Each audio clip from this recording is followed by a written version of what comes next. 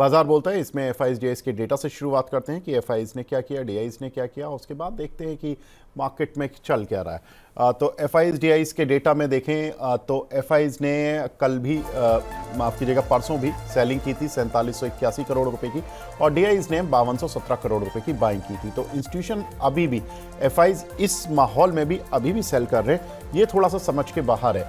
जब तक ये नेट बाई में नहीं आते तब तक मजा नहीं आएगा मार्केट में। डीआईज ने हालांकि मार्केट को बहुत सहारा दिया हुआ है। 5217 करोड़ रुपए की बाइंग उनकी साइड से देखने के लिए मिली है।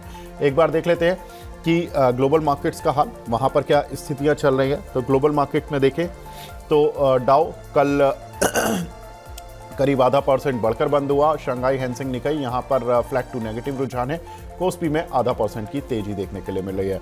एक बार देख लेते हैं फटाफट से बढ़ने और गिरने वाले शेयर कौन से हैं जो कि आज की मार्केट में बढ़े हुए हैं, कौन से शेयर हैं जो कि गिरे हुए हैं। तो पटेल इंजीनियरिंग करीब 12% ऊपर, जेनटेक करीब 8%, इंडिया मार्ट, एंजल वन और एसडब्ल्यू सोलर यहाँ पर अच्छी तेजी देखने के लिए मिल रही है। जो शेयर गिरावट में कामकाज कर रहे हैं आज इस बढ़े हुए मार्केट में भी, उनकी भी एक बार लिस्ट देख लेते हैं वो कौन से शेयर हैं। तो उन शेयरों में सबसे ऊपर है एचबीएल इंजन, यहाँ पर करीब 10% की गिरावट, एआईआईएल करीब 5%, R Power, Delta Corp, LTTS इन सभी में 3.5% की गिरावट देखने के लिए मिल रही है। आगे बढ़ते हैं। अब देखते हैं कुछ एक खबरें। देखिए सबसे इंपॉर्टेंट खबर अमेरिका और माफ़ कीजिएगा इंडिया और यूरोप की है, जहां पर कि फ्री ट्रेड एग्रीमेंट की बात हो रही है और भारत यूरोप की ट्रेड डील की घोषणा रिपब्लिक डे पर हो सकती है। इस तरह की स्टेटमेंट आ रही हैं और दोनों साइड से अब इंडिकेशन आ रहे हैं कि ये डील जल्द हो जाएगी और रिपब्लिक डे पर ही अनाउंस हो जाएगी। उसके पीछे भी एक बड़ा रीज़न है क्योंकि जो रिपब्लिक डे पर जो यूरोप के उच्च अधिकारी हैं वो इंडिया आ सकते हैं। इस तरह की बातें हैं। हमने पहले भी बताया था कि रिपब्लिक डे के आसपास उनकी पूरी टीम आएगी, उच्च अधिकारियों की, हो सकता है कुछ शीर्ष नेता भी आएँ और वहाँ पर बातचीत हो सकेगी। लेकिन 24 में से 20 चैप्टर जो कि इस पूरी डील के स्ट्रक्चर किए गए थे, 24 चैप्टर, उसमें से 20 चैप्टर पर बात हो चुकी है। कॉमर्स सेक्रेटरी का बयान है, वो कह रहे हैं कि बाकी 4 चैप्टर्स पर भी जल्द ही मामला सुलझा लेंगे। हो सकता है 26 जनवरी से पहले ही ये सारे मामले सुलझ जाएं।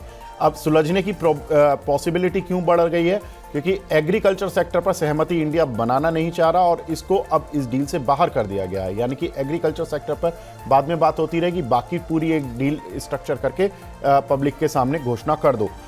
26 जनवरी को यूरोप के उच्च अधिकारी आ ही जाएंगे, तो देखते हैं क्या होना है इस डील से पहले। सर ये बताएं, जो यूरोप बेस्ड कंपनियां हैं जो और जो इंडिया बेस्ड कंपनियां हैं जो कि यूरोप में कामकाज करती हैं, फॉर एग्जांपल टाटा की कुछ कंपनियां, टाटा मोटर्स, टाटा स्टील और कुछ टायर कंपनियां, Apollo tyre, Balkrishna industry, Motherson auto ancillary की कुछ एक कंपनियां जिनका कि अच्छा खासा एक्सपोर्ट यूरोप में जाता है, इन सभी कंपनियों पर क्या करें? और देखो, इंडिया ने लास्ट 2 महीने से बहुत सारे ऐसे कंट्रीज के साथ एफटीए साइन किए हैं। तो even this is one part of kind of no justification की जो डाइवर्सिफिकेशन कर रहे हैं हम लोग, कीपिंग द यूएस का जो वेटेज है उसको थोड़ा कम करने के लिए। It's a right way to go on do it. But yes, you rightly pointed out कि ऑटो और auto ancillaries, these are the sectors which are highly focused on the European markets. So I think वहाँ पे positive impact आना ही चाहिए। But जिस तरीके से Europe एक ही नहीं है, बट मेजर जो इम्पैक्ट है वो ग्लोबल बिजनेस मॉडल है। जिस तरीके से चाइना और यूएस भी ऑटोमोबाइल इंडस्ट्री में बहुत इंपॉर्टेंट पार्टनर है इंडिया के लिए, ये दोनों में क्लियर होना चाहिए। US is big hurdle for us for auto ancillaries as well as IT and pharma. But मुझे लगता है कि पॉजिटिव सेंटीमेंट्स तो चालू हो जाना चाहिए। I might not bet on Tata Motors immediately, but auto ancillary company जो है उस पर अच्छा पॉजिटिव मोमेंटम आना चाहिए। ठीक है। सर जो हमारी कंपनियां हैं इसमें अगर ऑटो एंसिलरी वर्सेस अगर हम देखें कुछ एक जो टेक्सटाइल कंपनियां हैं, उनमें से आप कौन सी चुनेंगे? तो ऑटो एंसिलरीज बेटर रहेगा जिस तरीके से मोमेंटम चल रहा है। टेक्सटाइल में मैं हमेशा नेगेटिव रहा हूँ, बिकॉज बहुत सारे फैक्टर्स इन्वॉल्व होते हैं उसके अंदर। यान प्राइसेस के ऊपर इन्वॉल्व होते हैं, बहुत सारे डॉलर प्राइसेस के ऊपर इम्पैक्ट होता है। तो सेक्टर वाइज मैं बहुत न्यूट्रल हूँ इन terms of textiles. But auto ancillaries में मदरसन सुमी हो या कोई अदर एंसिलरी कंपनी जो मार्केट कैप के सबसे बड़े हों, तो आई थिंक वहाँ पे फोकस ज्यादा करना चाहिए।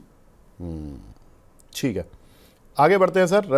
अगली खबर भारत अमेरिका ट्रेड डील को लेकर है। भारत अमेरिका ट्रेड डील की भी घोषणा जल्द हो जाएगी, कॉमर्स सेक्रेटरी का बयान है। हालांकि उन्होंने ये फिर कहा कि डेडलाइन देना भी मुश्किल है। यहीं पर मार्केट का थोड़ा सा पेच भी फंस जाता है कि वो डेडलाइन नहीं मिलती और उस चक्कर में सारा काम खराब हो जाता है। हालांकि वो डेडलाइन देने से शायद इसलिए भी बच रहे हैं कि पहले उन्होंने दिसंबर एंड बोला था, फिर मार्च एंड बोला, उससे पहले बहुत तरह की डेडलाइंस मिली हमें, तो वो डेडलाइंस डेड हुई, उनमें कोई लाइन नहीं मिली, तो ये थोड़ा सा प्रॉब्लम रहा मार्केट में। हालांकि पीयूष गोयल और ग्रीर साहब के बीच में बातचीत हुई, उन्होंने ये स्पष्ट किया और वो कह रहे हैं कि डे टू डे बेसिस पर हमारी बातचीत होती है अमेरिका के साथ। और भारत का अभी भी एक्सपोर्ट अमेरिका में हो रहा है $7 बिलियन पर मंथ का। दैट मीन्स कि करीब $84 बिलियन का हम माल एक्सपोर्ट कर रहे हैं डिस्पाइट टैरिफ। वो कैसे कर रहे हैं, क्या हो रहा है, उस पर ज़्यादा डिटेल नहीं है। लेकिन एक्सपोर्ट ओरिएंटेड कंपनीज का हाल काफ़ी ख़राब हुआ सर। खासतौर से ये जो जितनी भी टेक्सटाइल कंपनियां थी, for example Welspun Living, Trident, गोकेक्स, अवांती फीड्स, इन सभी में हमने देखा था कि बीच बीच में थोड़ा सा स्पाइक आता है जब जब ये डील की बातचीत शुरू होती है, फिर शांत हो जाता है कि जब जैसे ही डील की अनाउंसमेंट ख़त्म हो जाती है। तो क्या करें सर अभी इन सभी कंपनियों में, एक्सपोर्ट ओरिएंटेड कंपनीज में क्या करें? तो टाइम बिंग जिस तरीके से मैं लास्ट 3-4 महीने के जो एक्सपोर्ट डेटा देख रहा हूँ सेक्टर के ऊपर, आई थिंक कोई नेगेटिव टर्न तो नहीं है। I think India is going to have neutral to positive sales to US, despite जो भी टैरिफ लगे हुए हैं 25+25% का जो भी है। आई थिंक वहाँ के क्लाइंट्स भी यहाँ से सर्विस ले ही रहे हैं, मतलब प्रोडक्ट्स और सर्विसेज दोनों ले रहे हैं। बट अगेन क्लियरिटी आने तक मुझे लगता है कि ये चीजें थोड़े न्यूट्रल वे में ही चलेंगी। But export oriented companies are very much optimistic. जिस तरीके से जो रिसेंट लास्ट 10 दिनों में जो अपडेट आए हुए हैं, एज एंड व्हेन प्रेसिडेंट के जो मिस्टर गौर हैं, एम्बेसडर, वो इंडिया में आए हैं, तब से जाके मुझे लगता है कि मार्केट में थोड़ा सा ऑप्टिमिस्टिक व्यू लेना चालू कर चुके हैं। And you rightly pointed out, जिस तरीके से जो डील अटका था एग्रीकल्चर प्रोडक्ट्स को, आई थिंक वो एक ही चीज अगर बाजू रखेंगे तो we have a very clear deal. और 26 हो या टुडे इवनिंग हो या कभी भी हो, वो चीज बाहर आ सकता है। ठीक है सर, कुछ एक कंपनियां आज जहां पर कि नतीजों का असर भी देखने के लिए मिला। हालांकि इन्फोसिस ने तो ऑफ कोर्स यहां पर अच्छा खासा जंप दिखाया। पहले तो मैं इन्फोसिस पर ही बात कर लेता हूं कि इन्फोसिस के बारे में अब जंप आने के बाद क्या करें, जो निवेशक हैं वो बने रहें या अभी कुछ लेवल दिख रहे हैं आपको कि नीचे आए तो लेना है इस काउंटर को? देखो, डिस्पाइट जो लास्ट 1 साल से जो इशू हुआ है, लॉन्ग टर्म इन्वेस्टर्स को तकलीफ तो है नहीं। मुझे लगता है कि आज ना कल ना उसको डील खत्म होना ही है और वो सर्विसेज रेंडर होने ही है। बट अगर टेक्निकल लेवल्स पे भी देखते हैं तो अभी फ्रेश पोजीशन यहाँ पे लेना नहीं चाहिए। जिस तरीके से एक नेगेटिव एक्सपेक्टेशंस था आफ्टर एसटी है, एचसीएल टेक और टीसीएस के ऊपर, तो वो एक गैप अप हुआ या जो स्ट्रॉन्ग रिकवरी ऑफ 5% जो हुआ है, ये लेवल पे फ्रेश पोजीशन तो लेना नहीं चाहिए। लॉन्ग टर्म इन्वेस्टर्स तो ऑब्वियसली लास्ट 1 साल से कुछ किया नहीं है, तो आगे 1 साल भी कुछ करना नहीं है, उनको होल्ड ही रखना है। बेस्ट लेवल लेना है तो आई थिंक कोई भी रीजन से अगर 1620 1650 के आसपास आता है प्रॉफिट बुकिंग के नाम पे, अगर नीचे आएगा तो उसके बाद इसको कुछ टच करना चाहिए। बाकी I am very much positive optimistic. 1700 1720 तक एक ट्रेडिंग टारगेट यहाँ पे लग रहा है मुझे आजकल में होना चाहिए। बिल्कुल ठीक है। आगे बढ़ते हैं सर। अगला काउंटर एसडीबी फाइनेंशियल, ये भी आज गैप अप ओपनिंग के साथ खुला था, लेकिन उसके बाद थोड़ा शांत पड़ गया। कंपनी के रेवेन्यूज़ में करीब 13% का जंप और प्रॉफिट में करीब 36% का जंप देखने के लिए मिला। ये थोड़ा सा जो शांत पड़ा है, रेंज में आ गया। इस काउंटर को खरीदने वाले लेवल्स है या इस काउंटर में अभी निकल जाए? एक बार तो प्रॉफिट बुकिंग करना चाहिए। अगर किसी ने भी अगर कोई भी रीजन से इसको अगर लिया होगा रिसेंटली 10-15 दिन के आसपास, तो मुझे लगता है कि मीडियम टर्म में फिर से ये ठंडा ही जाएगा। और best level to add would be 740 730, ये रेंज में अगर कोई भी रीजन से आता है तो as a long term investor लेना चाहिए। बाकी ये स्टॉक में आपने देखा ही होगा लास्ट ऑलमोस्ट 4 महीने से ये इसका एवरेज भाव 750 760 770 के आसपास ही चल रहा है। तो I am not so bullish on this right now, but yes, best level to add would be 740 750 levels. अगला काउंटर है जियो फाइनेंस, जहां पर कि नतीजे थोड़े से अलग आए हैं। अलग मैं इसलिए बोल रहा हूं, खराब भी नहीं बोल रहा हूं, क्योंकि कंपनी का सितंबर क्वार्टर से देखोगे तो आपको प्रॉफिट जो है वो काफ़ी गिरता हुआ दिखाई देगा। लेकिन अगर लास्ट ईयर इसी क्वार्टर से देखोगे तो करीब 9% गिरता हुआ दिखाई दिया है। रेवेन्यूज़ में करीब 100% का जंप है। अब देखिए, जो इनका नेट प्रॉफिट है वो इसलिए खास नहीं रहता क्योंकि इनकी एक डिविडेंड इनकम आती है करीब 200 करोड़ से ज़्यादा की, वो आती है सितंबर क्वार्टर में, और वो एक अलग ही क्वार्टर रहता है सितंबर क्वार्टर। अब इस क्वार्टर में नहीं आनी थी तो उसका नेट प्रॉफिट पर सीधा असर देखने के लिए मिला। पिछले साल भी नहीं आई थी। ये जो 295 करोड़ देख रहे हो उसमें भी डिविडेंड इनकम नहीं थी, लेकिन यहाँ पर 9% का जंप, इसी 9% की गिरावट प्रॉफिट में, इसीलिए थोड़ा सा आज काउंटर प्रेशर में भी है। लेकिन प्रशांत सर, कैसे देख रहे हो आप जियो फाइनेंस के नतीजों को? रेवेन्यू बढ़ रहा है, प्रॉफिट हल्का सा डाउन हुआ है YOY में, लेकिन डिविडेंड इनकम चूंकि इस क्वार्टर में नहीं आई, इसलिए Q-on-Q तो प्रॉफिट काफी कम दिख रहा है। देखो, जियो का एक्चुअली आपको टॉप लाइन के हिसाब से देखना चाहिए। जिस तरीके से उन्होंने जो 3-4 सेगमेंट्स में इन्वेस्टमेंट किए और बिजनेस चालू कर चुके हैं, तो वो बिजनेस चालू हो चुका है। मैं लास्ट एक क्वार्टर से देख रहा हूँ कि बहुत सारे जगह में जियो फाइनेंस के एड्स, जियो फाइनेंस के कोल्ड कॉल्स आना चालू हो चुके हैं for their all the kind of business. आपका लाइफ इंश्योरेंस देखो, हेल्थ इंश्योरेंस देखो, विद रिस्पेक्ट टू एएमसी का जो अनाउंसमेंट देखो, एवरी 15 दिन में कहीं ना कहीं नया स्कीम लॉन्च कर रहे हैं, और 3-4 दिन में ये बिलियंस ऑफ रुपीस उसको फंडिंग मिल रहा है with respect to AUM in the mutual fund. तो मुझे लगता है कि टॉप लाइन ग्रोथ आते रहेगा for very shorter period of time. वो सब चीजें प्रॉफिट में आने के लिए शायद साल भर लगेगा यहाँ से भी। So such kind of dip is a good opportunity for me as a long term investor. हमने देखा ही है, जब भी रिलायंस हो या मुकेश भाई कोई बिजनेस में जाते हैं तो एक छोटा सा कंसोलिडेशन पीरियड होता है 1-2 साल के लिए, तो उसके बाद जो एक्चुअल रेवेन्यू आना चालू हो जाएगा with respect to their all the segments of business. I think that will drive the business longer. तो मुझे लगता है कि 280-270 का रेंज में कोई भी कभी भी रहता है, तो it's a buy on dip strategy के हिसाब से लॉन्ग टर्म में होल्ड रखना चाहिए। And you rightly pointed out, September as well as March में थोड़ा सा उनका डिविडेंड इनकम आता है, तो वो हिसाब से वो थोड़ा सा इन्फ्लेटेड दिखता है नंबर्स। बट अगर तुम उसको सिर्फ कंपेयर करना है सेगमेंटल के अंदर कि उसके सेगमेंटल बिजनेसेस में प्रॉफिट आ रहा है कि नहीं आ रहा है, जो मुझे ये क्वार्टर में दिखा कि स्लाइटली सेगमेंटल में इंप्रूवमेंट आना चालू हो चुका है। ऑब्वियसली बिगर इम्पैक्ट वो टर्नओवर पे रहेगा। Time being they are not focusing more on the profitability, they are focusing more on the reach of the business. तो रीच बढ़ रहा है, रीच बहुत स्ट्रॉन्ग जा रहा है, but as a investors obviously आप सब लोग प्रॉफिट्स देखते हो, तो वो प्रॉफिट शायद साल भर के लिए देखना नहीं चाहिए। Every dip has to be an opportunity to buy. ठीक है सर। अगला काउंटर सर, रिलायंस ग्रुप की ही दूसरी कंपनी नेटवर्क 18, यहाँ पर भी नतीजे आते हुए दिखाई दिए। नतीजों में कुछ खास दिखा नहीं, इसलिए कंपनी में आज काउंटर बिल्कुल शांत है। ऐसे बढ़िया बाजार में भी रेवेन्यूज़ में 8% का जंप जरूर आया, लेकिन कंपनी का 5 करोड़ का लॉस है एज़ कम्पेयर टू 41 करोड़ के प्रॉफिट के, और एबिटा में करीब 18% की गिरावट देखने के लिए मिली है। सर, नेटवर्क 18 यहाँ पर इनका कहना है कि थोड़ा सा इस बार मैक्रो एक्टिविटीज़ कम थी, तो एडवर्टीजमेंट रेवेन्यूज़ वगैरह उतने नहीं आए। हालांकि रेवेन्यू इन्होंने अपने बचा के रखा, 8% की ग्रोथ दिखा पाई है। कैसे देख रहे हैं सर इस कंपनी को, क्योंकि अब ये कंसोलिडेटेड कंपनी है, TV18, नेटवर्क 18, और जो इन्होंने जितने भी जो अलग सेगमेंट्स थे वो इसी कंपनी में मर्ज कर दिए। देखो sir, media as a company हमेशा बहुत वोलेटाइल रहता है, बिकॉज रेवेन्यूज तो मैक्सिमम एडवर्टाइजमेंट से ही आते हैं, और वो चीज ऑब्वियसली उन्होंने जो हाईलाइट किया था इवेंट बेस्ड रहते हैं। जब तक अच्छे खासे इवेंट्स होते नहीं है, न्यूज चैनल्स के लिए अच्छे एड्स आते नहीं है, तो ये बिजनेस बहुत फ्लरिश नहीं कर पाते। आप देखोगे अगर लास्ट 10 क्वार्टर में देखोगे तो एवरी ऑल्टरनेट क्वार्टर थोड़ा प्रॉफिट आता है, फिर इमीडिएटली लॉस में चले जाते हैं बाय एनी रीजन। तो वो सब चीजें चलती रहेंगी, तो one should actually really avoid this kind of stocks, because इसमें ना ट्रेडिंग पकड़ सकते हो, ना इन्वेस्टमेंट पकड़ सकते हो।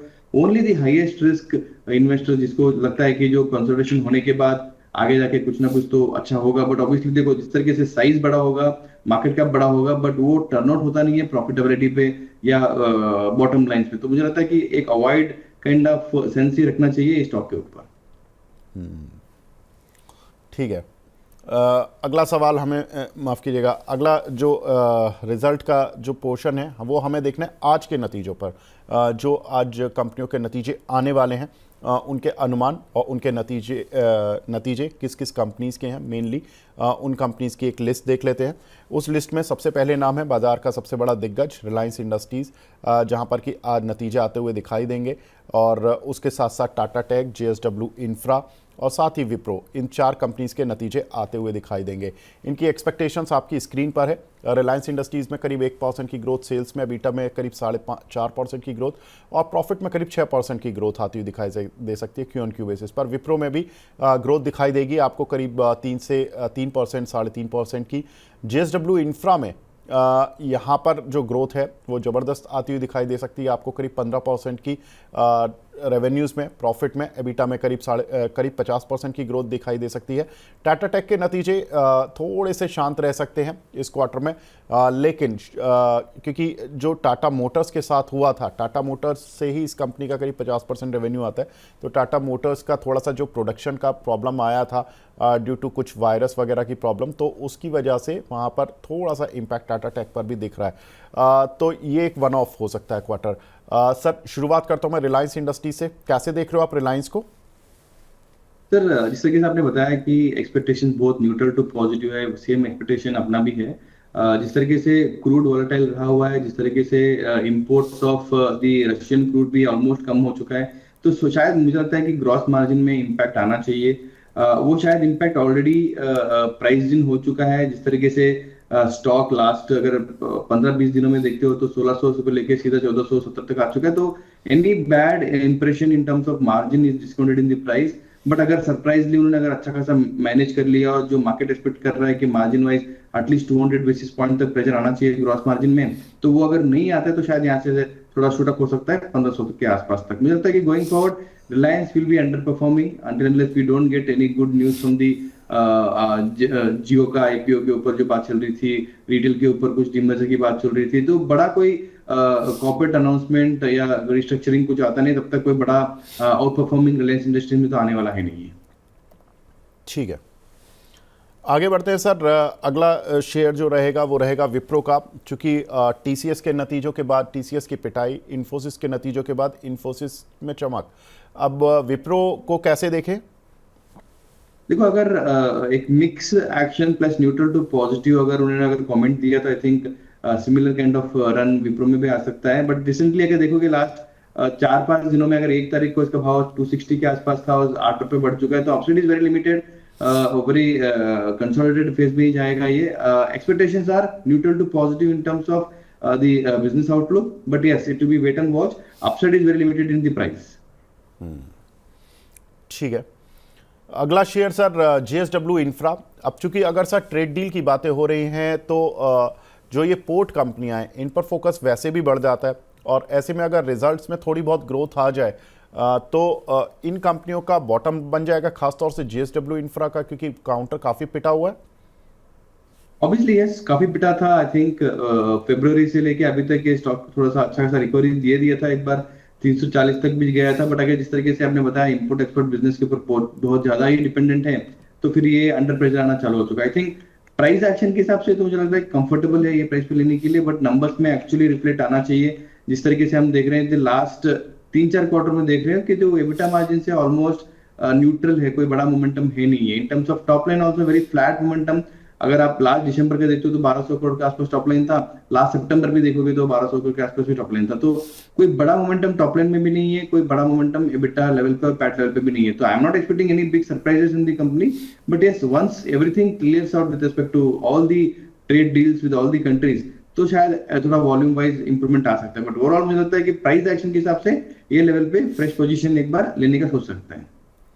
ठीक है, टाटा टेक सर, ये कंपनी टाटा मोटर से काफ़ी कुछ रेवेन्यू अर्न करती है, मोर देन 50%, और कुछ फिर इनका BMW से आता है, बाकी कुछ अमेरिका वगैरह से आता है। ये क्वार्टर थोड़ा शांत रह सकता है, लेकिन इसको वन ऑफ क्वार्टर मान के माफ़ी मिल जाएगी काउंटर को, या पिटाई होगी? देखो, पिटाई शायद कंटिन्यू हो सकती है। जिस तरीके से इसका जियोग्राफिकल बिजनेस सेगमेंट रिप्रेजेंट करता है, तो UK is part of 25%, north America is 20%, rest of the world is 20%, और इंडिया सिर्फ 36% के आसपास है। तो जब तक ये ट्रेड डील के ऊपर क्लैरिटी नहीं होती है, इनके जो क्लाइंट्स हैं उनकी भी स्पेंडिंग्स टेक्नोलॉजी अपग्रेडेशन R&D के ऊपर ज्यादा स्पेंड होता नहीं है। तो आई थिंक नंबर्स में अगर थोड़ा भी मतलब नीचे का खराबी इतना दिखता है, तो मुझे लगता है प्राइस एक्शन में तो एक बार ये पिटने वाला है, बिकॉज फ्रॉम लास्ट जनवरी से अभी तक देखा है ये स्टॉक ने अंडर आउट परफॉर्म करने की ट्राई भी नहीं किया, हुआ भी नहीं है। जब तक ये स्टॉक 200 DMA के ऊपर आता नहीं है, दैट इज 712 रुपीज, उसके ऊपर तब तक ये स्टॉक में कोई बड़ा तेजी या इसमें कोई बड़ा एक्शन करने की जरूरत नहीं है। I think we have to wait and watch. एक ट्रिगर हो सकता है, जो ये 675 के ऊपर अगर आज क्लोजिंग मिल जाता है based on what ever the results outcome, और 712 के ऊपर क्लोजिंग मिलता है आने वाले कुछ वीकों में, तो कुछ पॉजिटिव मोमेंटम एक्सपेक्ट कर सकते हैं। ठीक है सर। सर एक काउंटर देखिए लेंसकार्ट, यहाँ पर काफ़ी अच्छी तेजी बनी हुई है आज के सत्र में, इस काउंटर पर आपकी राय? सर वेरी पॉजिटिव हूँ मैं। देखो जिस तरीके से सेगमेंट में इन्होंने अग्रेसिवली मोमेंटम किया हुआ है, every alternate day they are opening 2-3 stores in some of the pin codes of the India. मुझे लगता है कि जिस तरीके से उन्होंने जो गाइडेंस दिया है कि 750 से 760 का शोरूम्स खुलेंगे वो एक साल में, ये आने वाले ईयर में, मुझे लगता है कि वो अगर टारगेट अचीव कर दे तो this stock can really out perform. Post listing के बाद जो Q2 अर्निंग्स में जो उन्होंने प्रॉफिटेबिलिटी दिखाया है, that too from the operating business, that is really surprised and that is the reason why stock is sustaining above its IPO price। अगर IPO के बाद उसका जो रिजल्ट अगर बहुत खराब ही आता तो मुझे लगता है कि आज का भाव देख नहीं सकते थे। मुझे लगता है वेरी पॉजिटिव हूँ जिस तरीके से फुटफॉल्स बढ़ रहे हैं, जिस तरीके से स्ट्रेटेजी बना के ये जो स्टोर्स खोल रहे हैं, I think this will continue to do very well. मेरा ओवरऑल टारगेट इसमें 500-520 तक है for a medium term target. ठीक है सर, अदानी स्टॉक्स इनके नतीजे भी अब नेक्स्ट वीक से आने शुरू हो जाएंगे। सारे काउंटर काफ़ी पिटे हैं, दर्शक भी काफ़ी, दर्शक कह सकते हैं या बहुत सारे निवेशक हैं जो कि फंसे हुए हैं इन काउंटर्स में। इन पर राय आपकी? सर ओवरऑल देखो वॉलेटिलिटी तो कंटिन्यू रहेगी। मुझे लगता है कि best results will be from the port.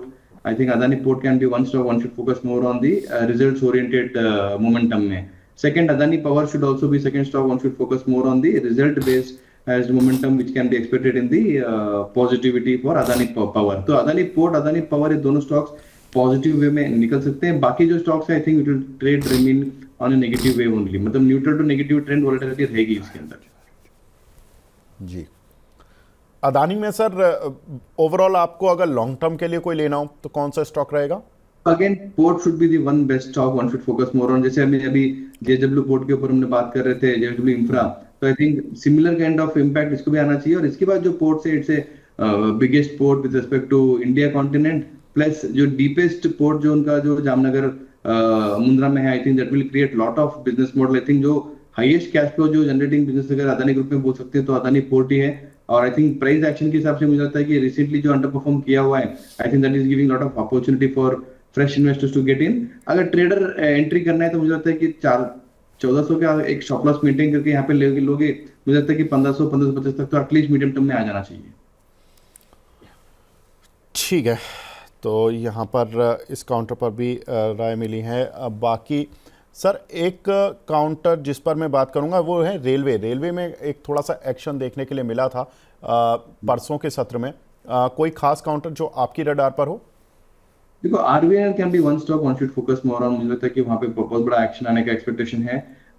Budget एक चीज है जो हमेशा एक्सपेक्टेशंस में होती ही है, बट वो एक बार अच्छा सा रैली सब रेलवे कंपनीज में हो चुके हैं। तो RVNL is my stock, one should focus more on the fundamental basis पे। एवरी डिप पे मैं इस पे खरीदना चाहता हूँ। तो बेस्ट लेवल अगर किसी को खरीदना है तो आई थिंक 310 और 320 ये रेंज में अगर कोई भी रीजन से मिलता है आरवीएनएल, वहां पे लेना चाहिए for a medium term to long term outlook.